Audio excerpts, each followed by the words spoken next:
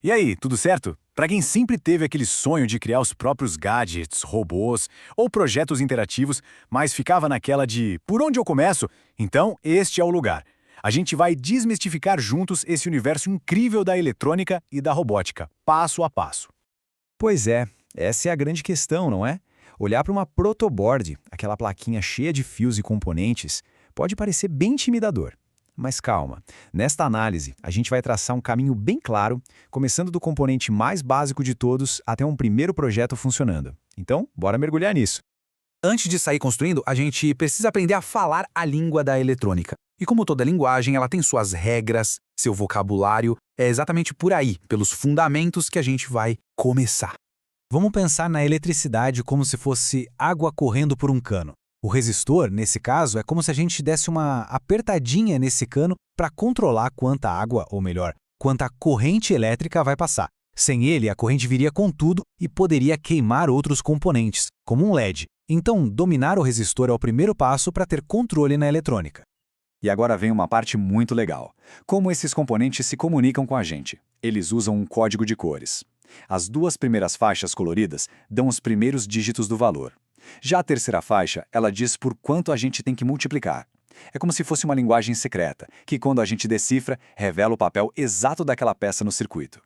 Com os fundamentos na mão, vamos para a parte mais divertida, os nossos blocos de construção.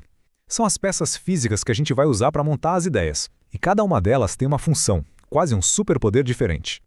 Se o resistor é um controle com o valor fixo, o potenciômetro é um controle dinâmico. É ele que permite a interação. Sabe o botão de volume de um rádio antigo ou o dimmer que ajusta a luz da sala? É exatamente isso. Ele nos dá o poder de variar a resistência só girando um eixo.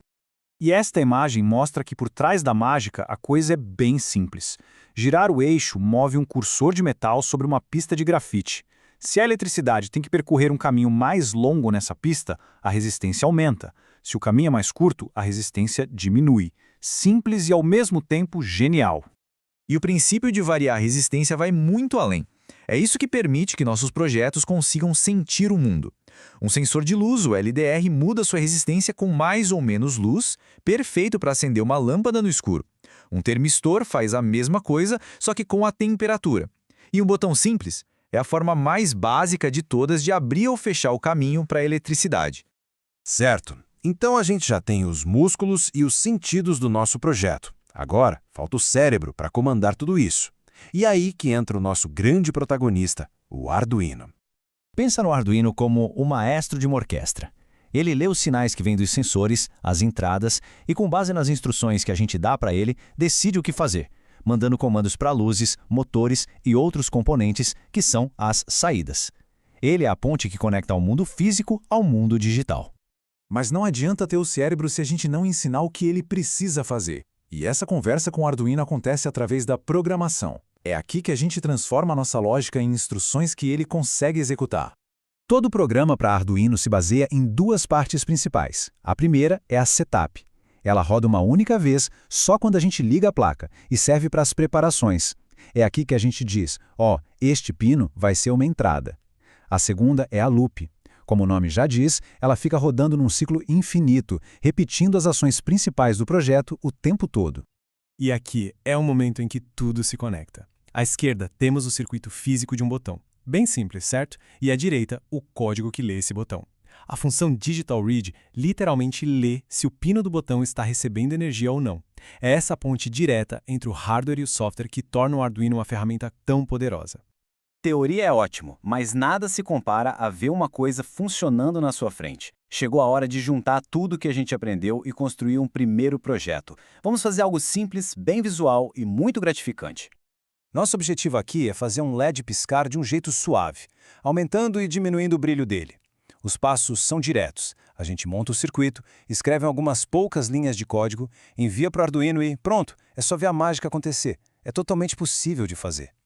Então, o pulo do gato aqui é o seguinte: como controlar o brilho de um LED? E não só se ele está ligado ou desligado. A gente usa uma técnica chamada PWM. Imagina ligar e desligar um interruptor de luz muito rápido. Se ele passar mais tempo ligado do que desligado, a luz parece mais forte. Se passa mais tempo desligado, parece mais fraca. É um truque genial.